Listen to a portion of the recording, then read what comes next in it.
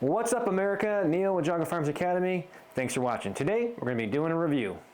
The Nitecore EDC17. So let's get started. This is all the rage now, this new form factor where it's a kind of a rectangular flashlight. This is my first entry into this. Never really gotten to the new form factor yet. A bunch of the students have one and some RSOs of ours.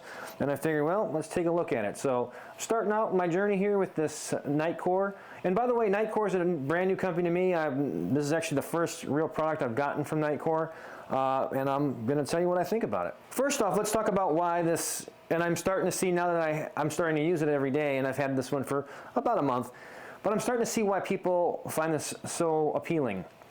This kind of flat design, and by the way, this looks just like, if you were to see this on a table or something, you would think this is just an out-the-front pocket knife. Pretty much identical form factor in that regard. So it feels very natural in the hand, but this kind of flat-sided deal has a lot of advantages. It's very easy to carry in the pocket, takes up very little room, it's very comfortable in the hand. It's something that if I were to set down on something, it's not going to roll off. So there's a lot of advantages to having this type of kind of rectangular form factor for everyday carry. So you guys will see here, it's got some knurling on the side. Also, where the switches, which we'll get to, on the kind of the front and the back strap, I guess if you call it that, on the flashlight. But really nice traction-wise. On the back side, it's fairly smooth where it's going to be in your pocket anyway. But as far as the surfaces you're going to be touching, it gives you quite a bit of traction. While we're up close and taking a look at this, and again, this particular model here is the EDC17. Specifically, I would put this in the category of utility light. You're going to see in the back here there is a glass breaker, and that can be changed by removing that screw, and they actually give you a smoother end cap. I don't know why you'd want to take that feature away because it's kind of nice to have, but you can. The other thing that's really cool about this, which you'll see while we're nice and close here, is this little set of bars. So if I'm going to just hit this button real quick, and we'll get into how this actually works here in a second. But if I hit this button up front, which is the mode button, nothing comes on, but you'll see it actually illuminates how much power is in the battery itself. You guys will see it's got a nice deep pocket clip, so that when you do have it all the way in your pocket, as you can see, it sits all the way in there, doesn't get in the way, very easy, comfortable carry, whatever type of pants you're wearing. Keeps it very secure. I've never had this come out for anything while I'm moving around or rolling underneath the car, changing parts. The pocket clip itself, although it is great, there is a way I think it could be much better. Before we get into the features and how they work, I want to show you a couple things. This switch, which I think is superior to anything else, and I'll explain why in a second, is a slider switch, and then we have the actual function switch, which we'll talk about here in just a second. It puts out 1500 lumens, and it is very bright. What I really like after using this is this switch.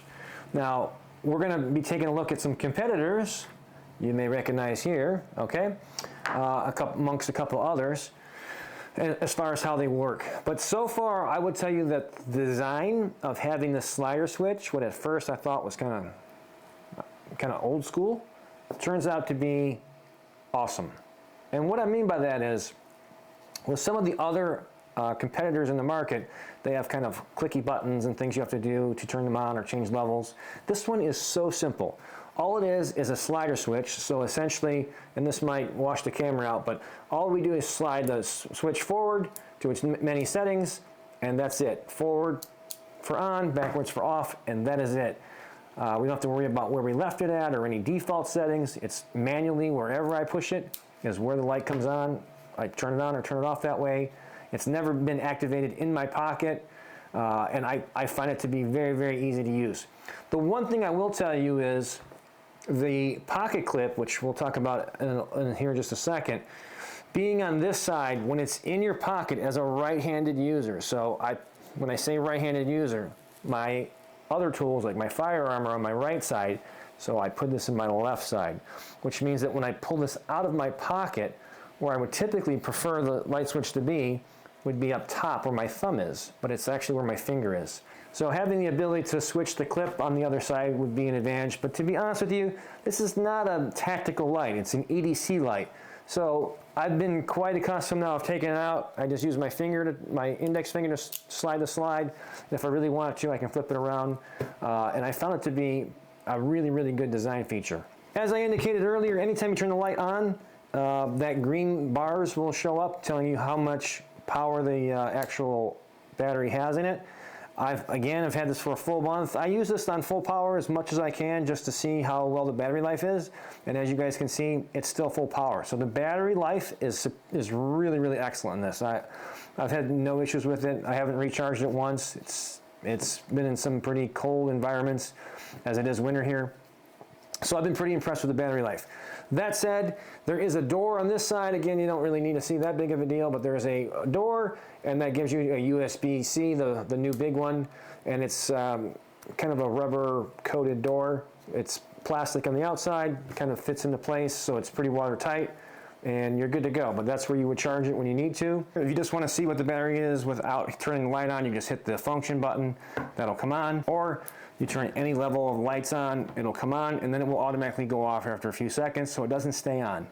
So a very cool feature there. Now for the multi-lenses. What are they for?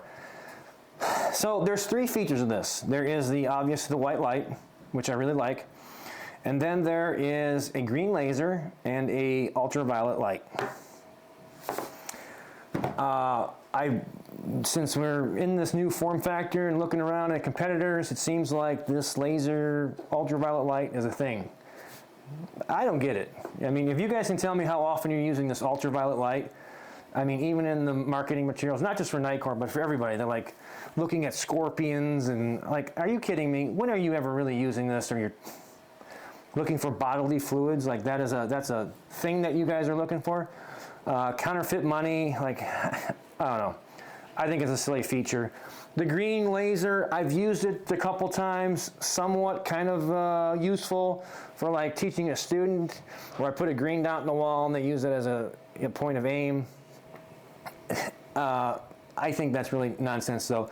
What I would really have liked to have seen, where I think they missed the mark, not Nitecore, but everybody who follows that same nonsense, is a red light. A red light would have been awesome. This is what a red light does. Nothing incredibly fancy, but what that red light allows is for you to be able to have night. So as you guys notice, your night vision, when you're in a dark environment, your eyes adjust to that darker area. You can use that red light to be able to see things without just totally losing your night vision like you would, even in a low level with the white light.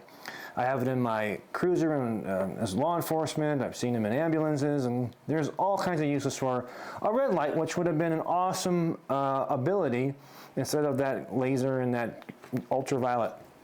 But that's just my personal opinion. There's a lot of uses I would have for that red light over that. You have essentially 4 settings, but 3 that you typically use. There's 50 lumens, 220, and 1500, and there's a 1 lumen like ultra low light function for that. The EDC17 is pretty water resistant. It's IPX7, which is about 3 feet for 30 minutes. So you're good to go there if it's wet outside, rain, whatever the case is. You can drop it from 2 meters. It seems very well made as far as its fit and finish, very clean. I alluded to talking about this clip earlier, and this is the one thing I would say, although it is nicely made and it seems very sturdy, what I would really prefer to see is that, some people call it the S clip, I call it the double clip, and that's the clip where it comes off the device like you see here, but then it kind of swings back on itself. And what that allows is dual purpose to be able to clip this on. And I guess it could be just because of my experience in law enforcement, but being able to have a light on you that you can now work hands-free with is just super, super important from my find. I mean, think about if you're, going to help somebody on the side of the road, maybe a car accident or something, or type of medical, if you have any experience or training with that, and you're trying to put on a tourniquet or stop bleeding or whatever the case is, and you want to be able to use 2 hands, having that S clip or that dual clip would allow you to put it on the brim of a hat, and now you have a headlamp that's always available for you. So I think that would have been a nice feature instead of this straight pocket clip. So we're going to try this out here outside. Talk about the dedication. It's a grand total of 6 degrees when you factor in wind chill. You can see it here on the screen. But we're going to take a look at how this looks outside in the dark. So I'm just using the laser beam, and in case I haven't mentioned this earlier, if you just hold the laser beam down, the button down, the function button down, you'll see it'll just shoot this out without adjusting your light. So these trees that you're seeing here, me shine this light on, are about 40 yards away. So this is the low setting, not a whole lot. Second setting, a little bit better. And now we have our full brightness. So you can see here, it illuminates this area. I know it's snowing terribly. Again, not much I can do about that. But you can see that this, the output on this is pretty incredible. And again, it's super easy to adjust just using the slide. You can adjust how bright or how dim you want it to go. And of course, if you just wanted to use other features in here, if I want to switch to just the laser alone, I can use the laser button or the function button. If you look down at the snow here, you'll see that this is the ultraviolet. Obviously, it's not going to show you much because it's just snow, but then we can hit the button again to go work through the function. So again, there's our brightness, which I can adjust down. And again, wherever I turn it off, I just slide it back to where I want it, and that's where it's going to be. Nitecore EDC17, great little EDC light that you can use every day. I would highly recommend you guys take a look at it. We'll put a link down below. You guys know where to find us here on YouTube, Facebook, Rumble, and of course we put all our premium content on Patreon. And stay tuned if you want to see this compared to some of its other competitors, because we're going to be doing a head-to-head with a couple of key competitors to see which one comes out ahead. Until next time, remember, it's always be judged by 12, then carried by 6.